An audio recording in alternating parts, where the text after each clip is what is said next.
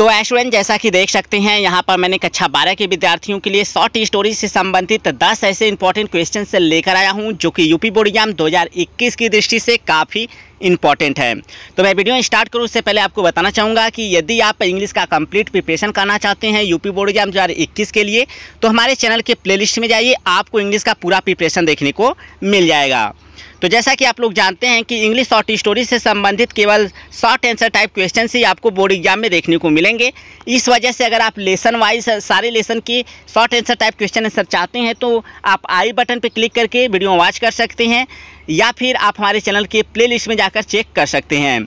तो इस वीडियो में मैं इंग्लिश शॉर्ट स्टोरी से संबंधित ऐसे 10 इंपॉर्टेंट क्वेश्चन लेकर आया हूं जिनका कि मैक्सिमम चांस है कि आपको इंग्लिश के क्वेश्चन पेपर में यूपी बोर्ड एग्जाम 2021 में देखने को मिल सकता है। इस वजह से आप इन सारे क्वेश्चंस के आंसर को अच्छे से नोट्स के रूप में तैयार कर लीजिएगा और अच्छे से लर्न भी कर लीजिएगा। तो देख सकते हैं यहाँ पर मैंने पहला क्वेश्चन लिखा है, व्हाट स्टॉप्ड शंकु, शंकु को क्या रोक देता था फ्रॉम स्टीलिंग, चुराने से। द वॉच मतलब उस घड़ी को, इन द बिगिनिंग मतलब शुरुआत में, अर्थात शुरुआत में शंकु को उस घड़ी से चुराने से क्या रोक देता था। तो यहाँ पर मैंने आंसर लिखा है शंकु से कोवार्डिस, अर्थात शंकु की कायरता, हेजिटेशन हिचकिचाहट, एंड फियर ऑफ बीइंग काट और पकड़ा हुआ होने का डर, स्टॉप्ड हिम उसे रोक देता था, फ्रॉम स्टीलिंग चुराने से।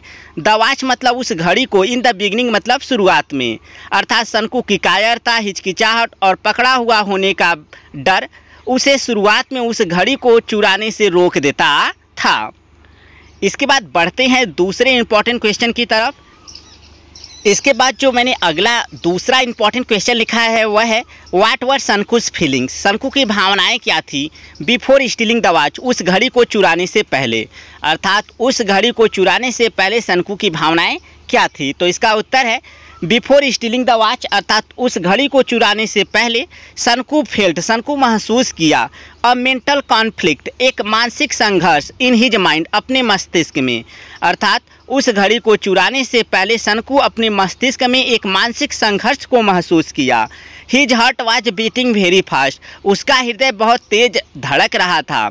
ही had a mixed feeling to steal और not to steal due to fear, अर्थात उसके पास एक मिश्रित भावनाएं थी, टू स्टील और not to steal due to fear, भय के कारण चुराया जाए अथवा न चुराया जाए, यानी उसके पास एक मिश्रित भावनाएं थी, भय के कारण कि चुराया जाए अथवा न चुराया जाए। He was trembling with fear, वह भय से काँप रहा था। तो स्टूडेंट्स यह था दूसरा इंपॉर्टेंट क्वेश्चन, इसे अच्छे से आप तैयार कर लीजिएगा। इसके बाद बढ़ते हैं तीसरा जो इंपॉर्टेंट क्वेश्चन है उसकी तरफ। तो तीसरा क्वेश्चन है, व्हाई डिड शंकु कर्ज हिमसेल्फ, शंकु अपने आप को क्यों कोसा या बुरा भला क्यों कहा। तो इसका आंसर है शंकु वाज वेरी पुअर, शंकु बहुत गरीब था। हिज वाइफ वाज प्रेग्नेंट, उसकी पत्नी गर्भवती थी। ही हैड नो मनी, उसके पास धन नहीं था। फॉर द कमिंग चाइल्ड, आ रहे बालक के लिए या फिर नवजात शिशु के लिए।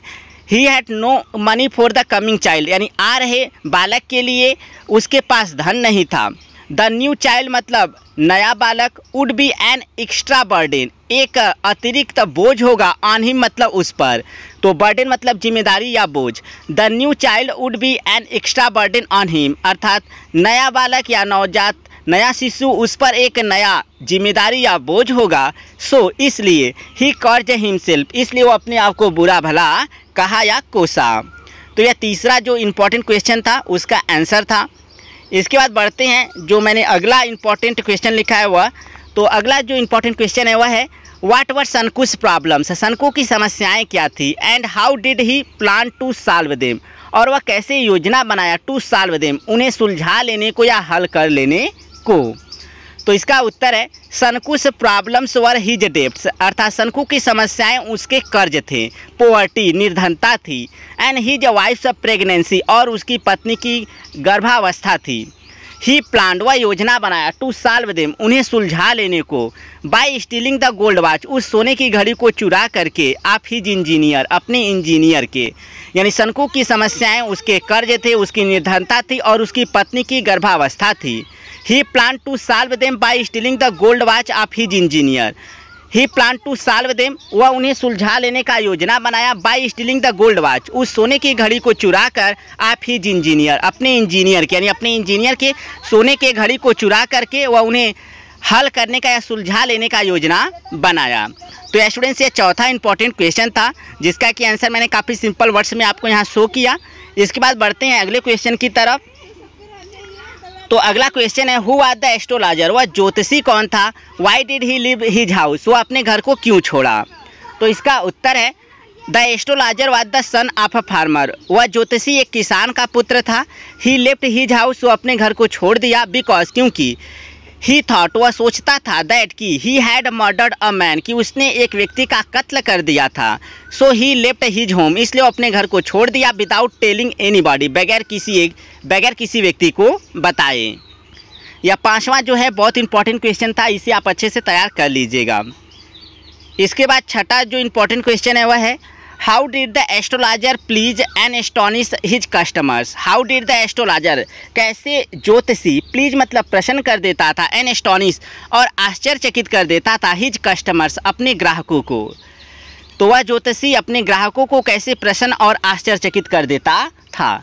तो इसका उत्तर है the astrologer please and astonish his customers, अर्थात वह ज्योतिषी प्रसन्न कर देता था, एंड एस्टोनिश और आश्चर्यचकित कर देता था, हिज कस्टमर्स अपने ग्राहकों को, बाय हिज स्टेटमेंट्स अपने कथनों के द्वारा, which were the result of his study जो कि उसके अध्ययन का परिणाम होता था, प्रैक्टिस अभ्यास का परिणाम होता था, एंड श्रीवेट गेस वर्क और तेज अनुमान के कार्य का परिणाम होता था। तो स्टूडेंट्स यह था छठा इंपॉर्टेंट क्वेश्चन का आंसर, इन्हें अच्छे से आप तैयार कीजिएगा।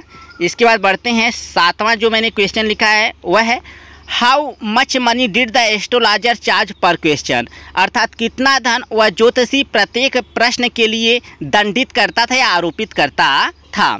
तो इसका उत्तर है the astrologer charged only 3 price पर क्वेश्चन, अर्थात वह ज्योतिषी प्रत्येक प्रश्न के लिए केवल 3 पाई दंडित करता था या आरोपित करता था। तो यह सातवां काफ़ी इंपॉर्टेंट क्वेश्चन का आंसर था। इसके बाद आठवां क्वेश्चन है where did the child narrowly escape being trampled under foot. Where did the child, कहाँ पर वह लड़का नैरोली बाल एस्केप मतलब बचा, बीइंग ट्रैम्पल्ड यानी कुचला हुआ होना, अंडर फुट पैरों के नीचे, अर्थात वह लड़का कहाँ बाल पैरों के नीचे कुचलने से बचा। तो इसका उत्तर है at the entrance of the temple, यानी मंदिर के प्रवेश द्वार पर द चाइल्ड नैरोली एस्केप्ड, अर्थात वह लड़का बाल बचा, बीइंग ट्रैम्पल्ड अंडर फुट पैरों के नीचे कुचला हुआ होने से, अर्थात मंदिर के प्रवेश द्वार पर वह लड़का पैरों के नीचे कुचला हुआ होने से बाल बचा। इसके बाद स्टूडेंट्स जो 9वां क्वेश्चन है और 10वां क्वेश्चन है मैंने यहाँ पर लिखा हुआ है, तो उन्हें मैं आपको स्पष्ट कर देता हूँ। तो 9वां जो इंपॉर्टेंट क्वेश्चन है वह है where was the crowd going, वह भीड़ कहाँ जा रहा था। तो इसका उत्तर है the crowd was going to the fair, अर्थात वह भीड़ मेले को जा रहा था। इसके बाद 10वां प्रश्न है how are the people going to the fair, लोग कैसे मेले को जा रहे थे। तो यह इंपॉर्टेंट क्वेश्चन है, यह याद रखिएगा। तो इसका आंसर है the people were going to the fair either on foot or on horses or in the bullock cart, अर्थात लोग मेले को या तो पैदल जा रहे थे अथवा घोड़ों पर जा रहे थे अथवा बैलगाड़ियों में जा रहे थे। तो स्टूडेंट्स यह थे इंग्लिश शॉर्ट स्टोरी के 10 इंपॉर्टेंट क्वेश्चन के आंसर जो कि यूपी बोर्ड एग्जाम 2021 की दृष्टि से काफ़ी इंपॉर्टेंट है, इन्हें आप अच्छे से तैयार कर लीजिएगा। तो यहाँ पर जाते जाते मैंने एक प्रश्न आपके लिए लिखा है, आई होप आप अपने आंसर को कमेंट के माध्यम से ज़रूर सेंड करेंगे। तो वह क्वेश्चन है how many annas did the astrologer give to his wife, अर्थात वह ज्योतिषी अपने पत्नी को कितने आने दिया। तो आप अपने आंसर को जरूर कमेंट के माध्यम से सेंड कीजिएगा। और अगर आपको ये वीडियो पसंद आया हो तो वीडियो को जरूर लाइक कीजिएगा, क्योंकि इससे मुझे काफ़ी मोटिवेशन मिलता है आप लोगों के लिए डेली वीडियो प्रोड्यूस करने के लिए। और साथ ही साथ अगर आप हमारे चैनल पे पहली बार आए तो हमारे चैनल को सब्सक्राइब कर लीजिएगा और बेल आइकन को प्रेस करके नोटिफिकेशन को ऑन कर लीजिएगा। और यदि आप अच्छी तरह से इंग्लिश की तैयारी करना चाहते हैं तो आप हमारे मोबाइल एप्लीकेशन नॉलेज बीम को प्ले स्टोर से इंस्टॉल कर सकते हैं। तो इस वीडियो में फिलहाल इतना ही, मिलते हैं नेक्स्ट वीडियो में, तब तक के लिए thank you so much for watching this video.